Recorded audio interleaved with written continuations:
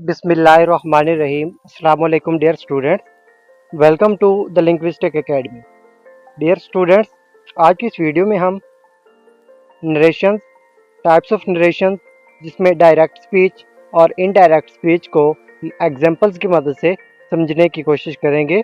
आइए हम सबसे पहले डिफाइन करते हैं कि नरेशंस क्या होते हैं। Narration is that to tell something in direct और indirect way. There are two ways to narrate something.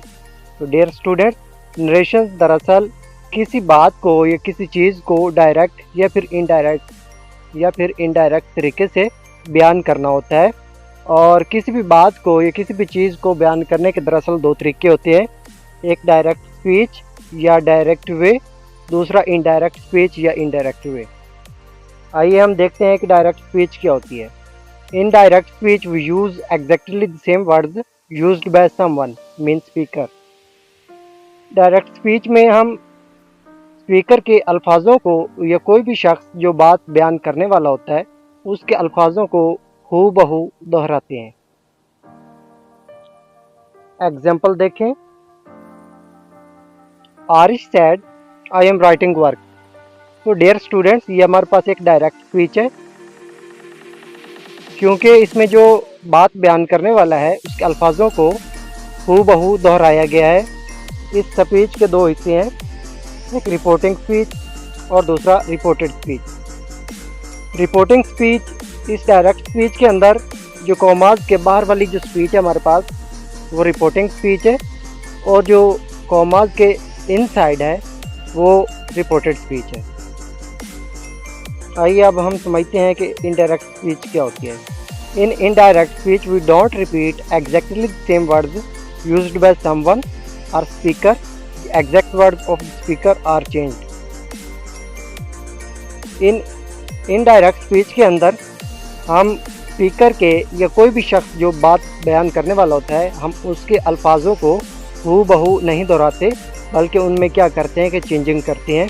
ऐसी स्पीच हमारे पास इनडायरेक्ट स्पीच होती है। इसके लिए एग्जांपल देखें। Aarish said that he was writing work. ये हमारे पास एक इनडायरेक्ट स्पीच की मिसाल है क्योंकि इसमें हमने स्पीकर के अल्फाज को चेंज करके पेश किया है। तो ऐसी स्पीच हमारे पास इनडायरेक्ट स्पीच होती है।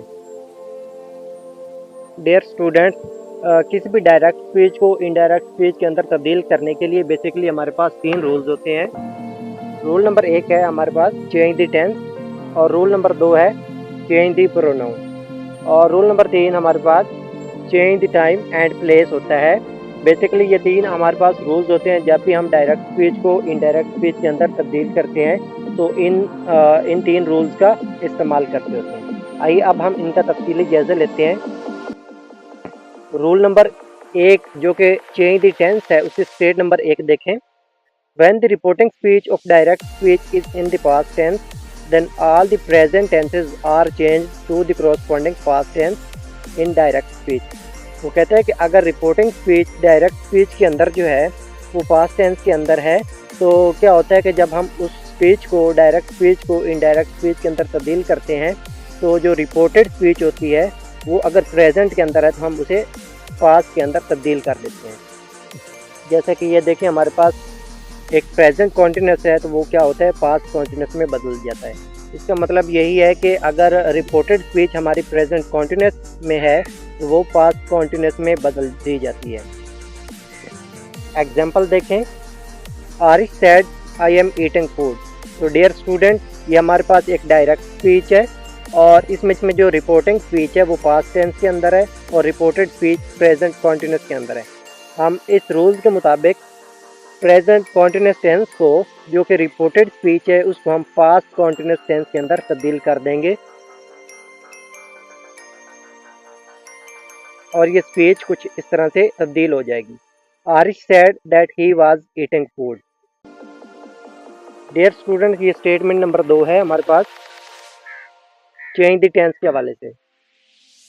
When the reporting speech of direct speech is in present or future tense, then all the tenses will not change in indirect speech. इस स्टेटमेंट का मतलब यही है कि अगर रिपोर्टिंग स्पीच डायरेक्ट स्पीच के अंदर प्रेजेंट या फिर फ्यूचर के अंदर है तो हम रिपोर्टेड स्पीच के अंदर जब हम इस स्पीच को डायरेक्ट स्पीच को इनडायरेक्ट स्पीच के अंदर तब्दील करेंगे तो टेंसेस की तब्दीली नहीं की जाएगी। जैसे कि देखें, अगर reported speech present continuous tense के अंदर है तो जब हम उस डायरेक्ट स्पीच को इनडायरेक्ट में तब्दील करेंगे तो वो प्रेजेंट कॉन्टिन्यूस ही रहेगा। इसके लिए कुछ एग्जांपल्स देखें।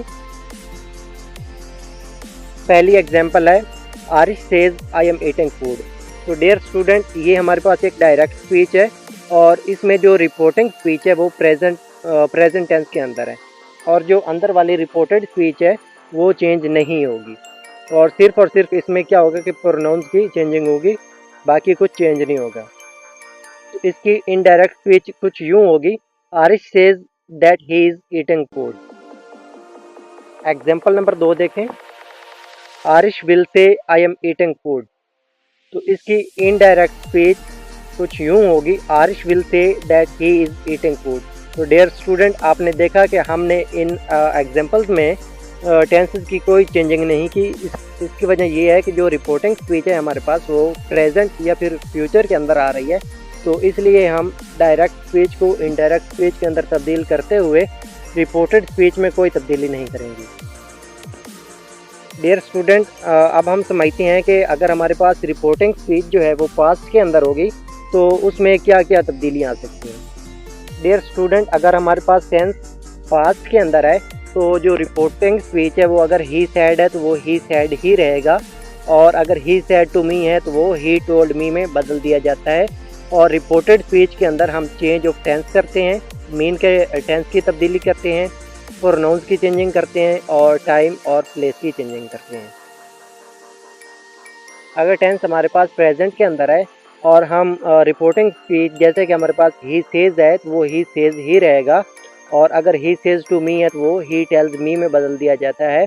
और प्रेजेंट के अंदर हम टेंसेस की कोई चेंजिंग नहीं करते रिपोर्टिंग स्पीच के अंदर। डियर स्टूडेंट, अब हम देखते हैं कि अगर हमारे पास रिपोर्टिंग स्पीच फ्यूचर के अंदर है तो हम उसमें क्या क्या तब्दीलियाँ करेंगे। सबसे पहले ही विल से ही रहेगा और अगर he will say to me दिया हुआ है तो वो ही विल टेल मी में बदल दिया जाता है और हम सिर्फ प्रोनाउंस की चेंजिंग करते हैं, बाकी टेंस की चेंजिंग और टाइम और प्लेस की चेंजिंग नहीं करते। Thanks for watching and don't forget to subscribe the channel. खुदा हाफिज़।